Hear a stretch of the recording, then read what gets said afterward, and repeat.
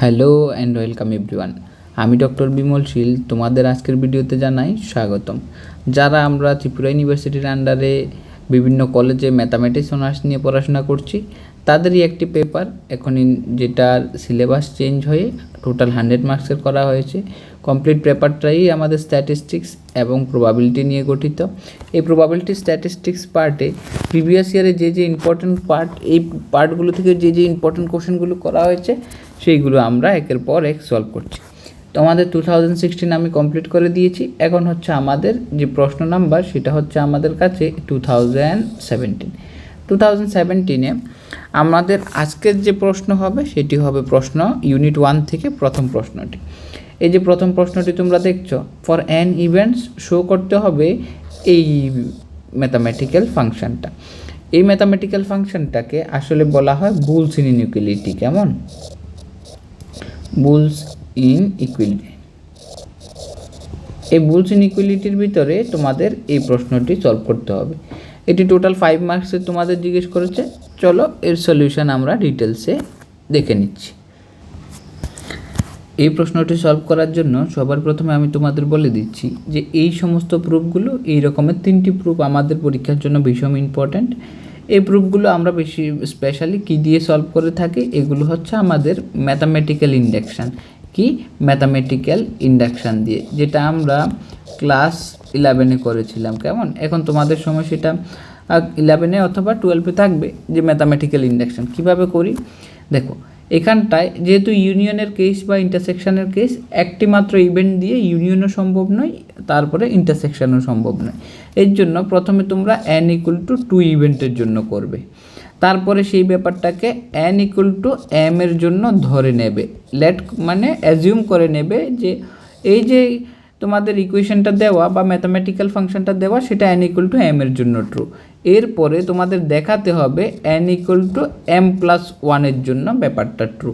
যদি তুমি n = m এর জন্য ধরে নিয়ে n = m+1 এর জন্য ব্যাপারটাকে প্রুভ করে দেখাতে পারো, তাহলে সেই ব্যাপারটা তোমার n = n এর জন্য ট্রু হয়ে যাবে।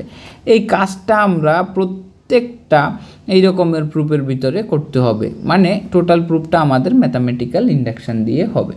তাহলে আমি যে প্রথম কাজটা করছি এখানটায় প্রুফের ভিতরে, যেহেতু তারা শো দ্যাট বলেছে, তো শো দ্যাট অথবা প্রুফ দ্যাট, তাহলে আমি এখানটায় লিখে নিচ্ছি যে আমাদের প্রুফ। এই প্রুফের ভিতরে তোমরা লক্ষ্য রাখতে হবে যে স্যার আমাদের প্রথম n = 2 এর জন্য করতে হবে। তা আমি ধরে নিচ্ছি ফর n = 2 ইভেন্টস, কি a1, a2 উই হ্যাভ। আমাদের কাছে a1 আর a2-র জন্য কি আছে আমরা সেই ব্যাপারটা ধরে নিলাম। যে তুমি এইরকম ধরে নেবে তাহলে তুমি সেটাকে কি লিখতে পারবে, with the help of addition theorem. আমি এইখানটায় লিখে নিচ্ছি প্রথমে যে আমার কাছে a1 ইউনিয়ন a2 আছে। তা আমরা সবাই জানি যে স্যার a1 ইউনিয়ন a2-র জন্য আমরা কি করতে পারি, p of a1 plus p of a2 minus p of a1 intersection a2।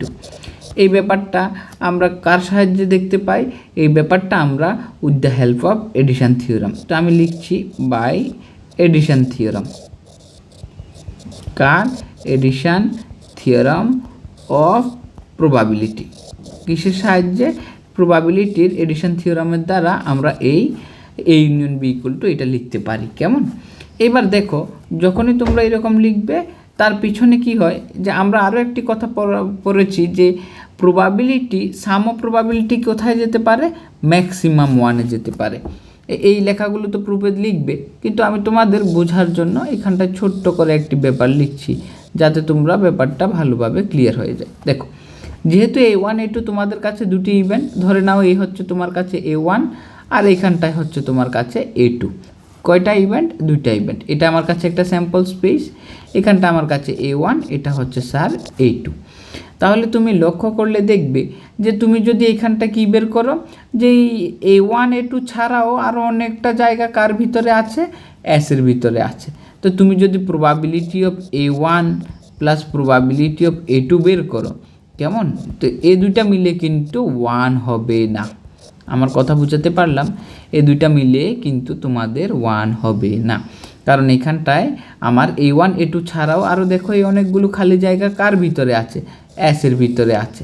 তো আর বাকি খালি জায়গাটাকে যদি তুমি A3 ধরো অথবা C ধরো, 1 কখন হবে, যদি তুমি C ধরলে প্রবাবিলিটি অফ C এই তিনটা সাম করবে, তখনই তোমার সেইটা কোথায় গিয়ে পৌঁছাতে পারবে, 1-এ গিয়ে পৌঁছাতে পারবে। তাহলে আমরা এতটুকু বুঝতে পারি যে সাম অফ প্রবাবিলিটি ম্যাক্সিমাম 1, আর কি হতে পারে 1 থেকে লেস। তা আমি এই জন্য এই যে দেখো এই ব্যাপারটার যদি তোমরা সাম করো, তাহলে সাম করলে কি পাবে, যেটা পাবে মানে এইটার প্রবাবিলিটি প্লাস এটার প্রবাবিলিটি, আবার এই ইন্টারসেকশন এই পার্টের প্রবাবিলিটি। কেমন? তো যদি এরকমভাবে চিন্তা করো, তাহলে এই যে সাম অফ প্রবাবিলিটি সেটা ম্যাক্সিমাম কত হতে পারে, ম্যাক্সিমাম হয়ে যাবে তোমাদের কাছে 1 অথবা 1 থেকে কম। কোন জায়গাটা, এই টোটাল সবগুলোর সাম মিলে less than or equals to 1। এই লেস দেন ইকুয়ালস টু 1টা ভীষণ ইম্পর্টেন্ট হবে। এই লেস দেন ইকুয়ালস টু 1টা দিয়েই টোটাল প্রুফের কাজটা কমপ্লিট করব। কেমন? এই হলো। এবার দেখো এইখান থেকে আমি আর এই দিকটা কন্টিনিউ করছি না, আমি কোন দিকটা কন্টিনিউ করব, আমি এই পাশেরটা কন্টিনিউ করব। এইটা আর কন্টিনিউ করার প্রয়োজন নেই। কেমন? যেভাবে পরীক্ষায় তোমরা প্রুফ করবে আর কি। তাহলে কি করতে পারি স্যার, এইভাবে লিখতে পারি যে লেস দেন ইকুয়ালস টু 1। তো আমি এখান থেকে যদি ইকুয়েশনটা অ্যারেঞ্জ করি, তাহলে আমি এইভাবে লিখতে পারবো A1 ইন্টারসেকশন A2, সেটা আমার কাছে কি হয়ে যাবে, greater than or equals to P of A1 plus P of A2 আর মাইনাস P অফ -1। কেমন? -1 এই হয়ে যাবে আমার কাছে আফটার অ্যারেঞ্জমেন্ট। আমি কি করলাম, এখানটা শুধু সাইডগুলো চেঞ্জ করে বসালাম। তুমি এমনি নর্মালি করে নিতে পারবে, দেখাই যাচ্ছে যে এটা ওদিকে গেলে আর এখানটা P1 A2 plus A1 plus A2 -1 হয়ে যাবে। কেমন? এই এতটুকু ব্যাপার। তারপরে আমাদের কিন্তু এতে এইখানটায় প্রুফ লিখলে হবে না, তোমার এমনভাবে প্রুফ করতে হবে যেন এই যে ফাংশনটা তারা দিয়ে দিল, ঠিক তোমার যে প্রুফটা তার যেন সেম ফেস আসে, মানে চেহারাটা যেন দেখতে একই রকম হয়। তো তার জন্য কি করতে হবে, তার জন্য স্যার আমি যদি এই প্রথম পার্টটাকে এইভাবে লিখি যে A1 A2, এখানটায় তারা n ইভেন্টের জন্য তোমাকে বলেছে আর তোমার এখানটায় 2টা ইভেন্ট আছে, তাহলে তুমি এটাকে ওই 2টা ইভেন্টটাকে n এর মতো করে লিখো। কিভাবে? P of intersection of I equals to 1 to 2 AI। কেমন? আমি তো লিখতে পারি এটাকে এইরকম। তারপরে গ্রেটার ইকুয়াল টু এই দুইটাকে কি লিখতে পারো, সামেশন আকারে। তাহলে সামেশন আকারে লিখলে summation over I equals to 1 to 2 P of AI। এই যে -1 এটাকে আমি এইভাবে লিখছি। কেমন? দেখো এটাকে আমি লিখছি -2 -1। বাস, লক্ষ্য করলে দেখবে এই যে এটার যা চেহারা দেখতে n ইভেন্টের জন্য, এটারও সেম চেহারা কিন্তু 2টা ইভেন্টের জন্য। তার মানে তুমি কি করেছো, তুমি 2টা ইভেন্টের জন্য এই কেসটাকে প্রুভ করে দেখিয়েছো। তাহলে তুমি কি লিখবে, hence the result is true for n equal to 2। কি লিখবে, hence the result is true for n equal to 2। এই লিখে নিলে। কেমন? এই হলো তোমার কাছে একটা। এবার আমার কতটুকু কাজ কমপ্লিট হয়েছে, যেটা আমরা প্ল্যান করেছিলাম এই কাজটা কমপ্লিট হয়েছে। এরপরে কি বলেছিলাম, তুমি ধরে নেবে এই যে ব্যাপারটা সেটা কার জন্য ট্রু, সেটা n ইকুয়াল টু m এর জন্য ট্রু। তাহলে এই তোমাদের কি করতে হবে, n ইকুয়াল টু m এর জন্য ধরে নিতে হবে। যখনই তুমি ব্যাপারটা ধরে নেবে, তখন তুমি এখানটায় যত জায়গাতে n আছে শুধু এই n এর জায়গাতে m বসিয়ে দিলেই n ইকুয়াল টু m এর জন্য ধরে নিতে পারবে। তো আমিও সেম কাজটা করছি নাও, অথবা let for n equal to কার জন্য, m এর জন্য, the given statement is true, given statement অথবা ম্যাথামেটিক্যাল ফাংশন ইজ ট্রু। বাস এতটুকু লিখবে। দ্যাট ইজ, তুমি কি লিখতে পারো, ওই যে তারা তোমাকে যেটা দিয়ে দিল সেটাকে তুমি অ্যাজ ইট ইজ m দিয়ে লিখবে। এই যে এই ফাংশনটাকেও ভাবতে পারো। তাহলে কি, P of intersection of 1 to m AI, যেটা আমাদের ধরে নিতে হবে, summation over I equal to 1 to m P of AI minus m minus 1। আমার এটা কি করতে হবে, সেকেন্ড কাজ হচ্ছে আমার এটাকে ধরে নেওয়া। তো আমি এখানটায় ধরে নিলাম, এই হচ্ছে আমার ইকুয়েশন নাম্বার 2। ইকুয়েশন নাম্বার 1 কোনটাকে দেবে বলো তো? এই যে তারা দিয়ে দিল যেটা, সেটাকে আমি ইকুয়েশন নাম্বার 1 ধরে নিলাম। তাহলে এইভাবে আমি n ইকুয়াল টু m এর জন্য করে নিলাম। এতটুকু কাজ কমপ্লিট হয়ে গেল। এখন কি করতে হবে, তোমাকে n equal two m plus 1 এর জন্য প্রুভ করে দেখাতে হবে। কি করতে হবে, n equal two m plus 1 এর জন্য প্রুভ করতে হবে। দেখো আমি বলে দিচ্ছি।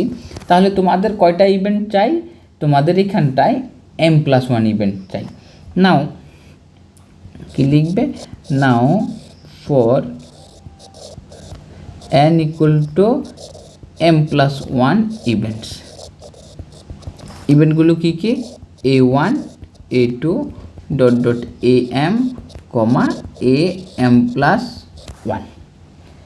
তাহলে এই m প্লাস 1 ইভেন্টের জন্য কি পাই, দেখো m প্লাস 1 ইভেন্ট লিখলাম for n equal two m plus 1 event a1 a2 am we have, আমরা কি পাই, আমরা পাচ্ছি যে এখানটায় পি অফ, আমি তোমাদের এই যে সেকেন্ড কেসটা প্রুভ করে দেখালাম, এই যে দেখো সেকেন্ড কেসটা প্রুভ করে দেখালাম, এই সেকেন্ড কেসটার মতো করে তোমাকে একটা ইভেন্ট ধরে নিতে হবে।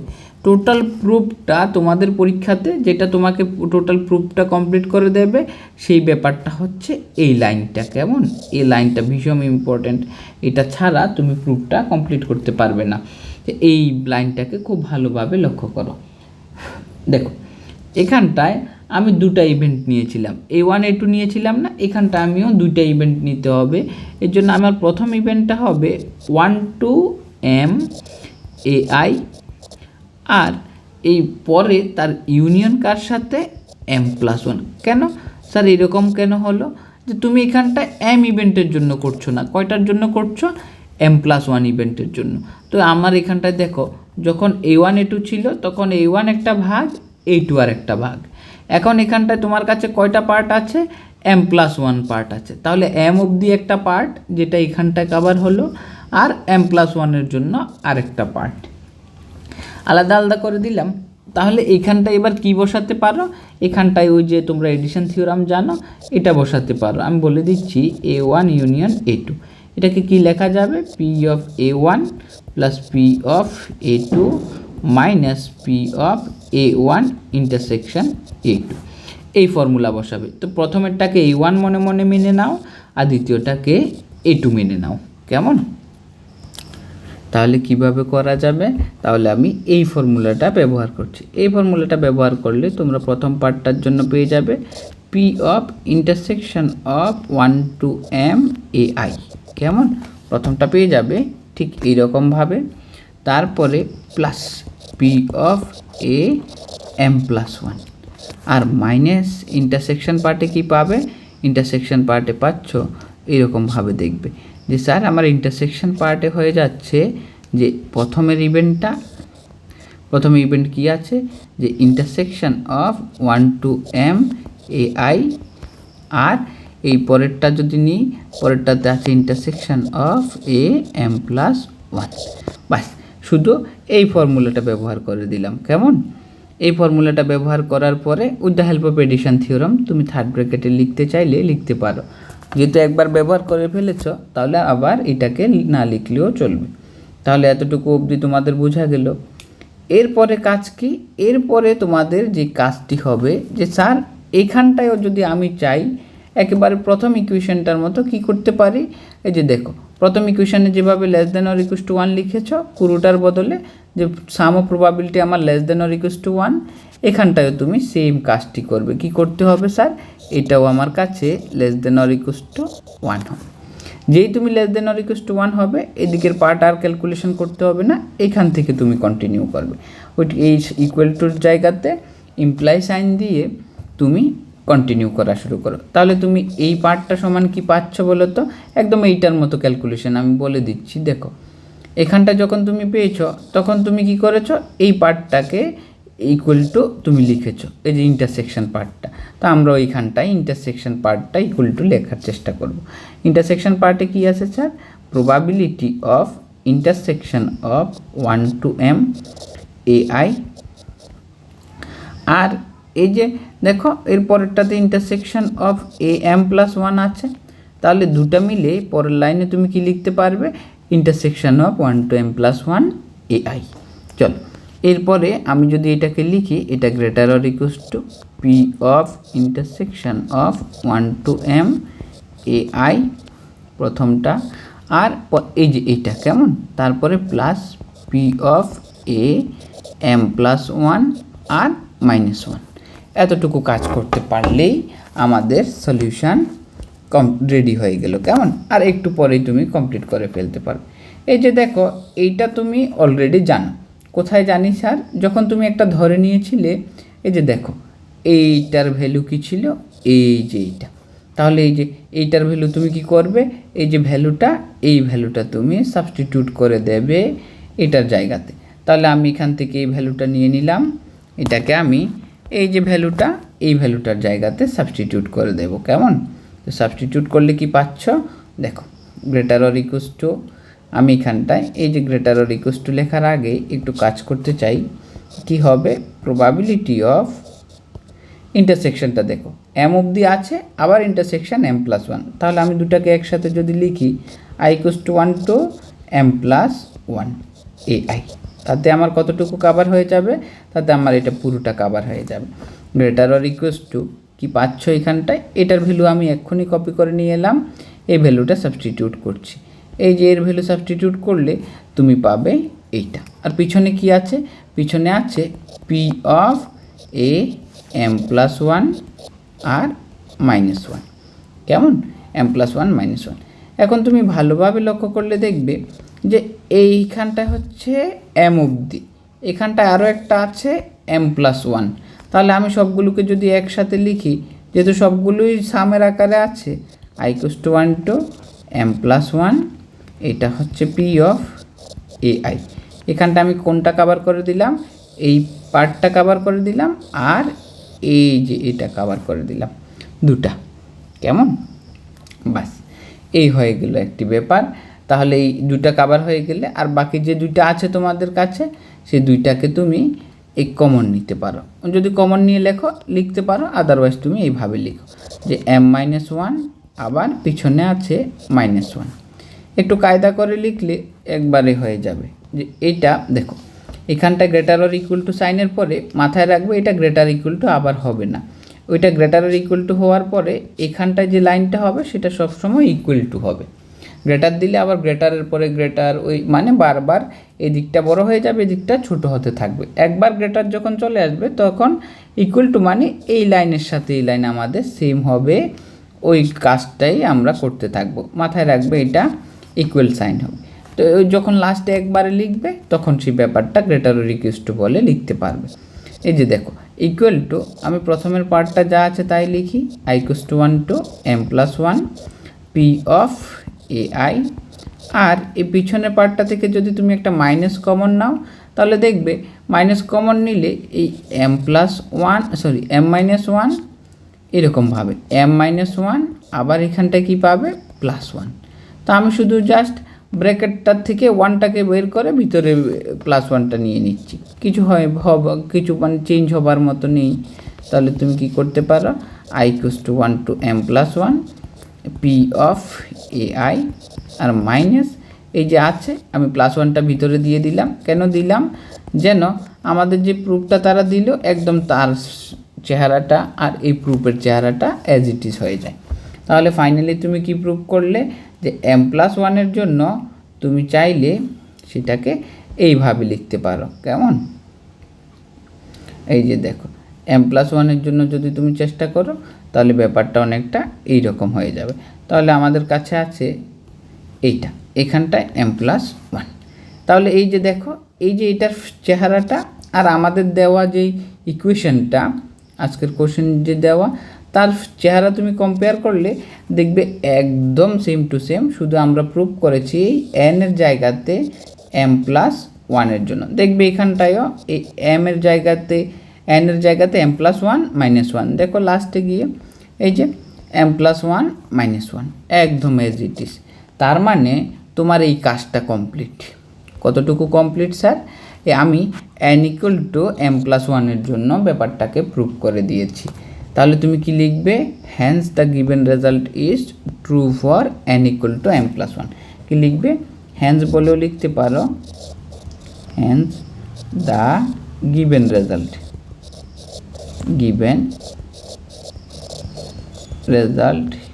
Is true for n = m+1। আমরা কার জন্য করে ফেলেছি? m+1 এর জন্য করে ফেলেছি। তো তোমরা জানো যে n+1 এর জন্য করলে সেটা কার জন্য হয়ে যাবে ট্রু? সেটা অ্যাকচুয়ালি n = n এর জন্য অটোমেটিক্যালি ট্রু হয়ে যাবে। এটাই ম্যাথামেটিক্যাল ইন্ডাকশন ছিল। তাহলে আমি লিখতে পারবো ফাইনাল যে লাইনটা সেটা হবে দ্য প্রুফ ইজ কমপ্লিট। কিভাবে? By the principal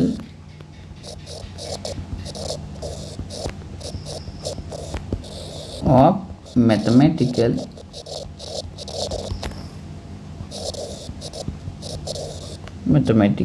induction।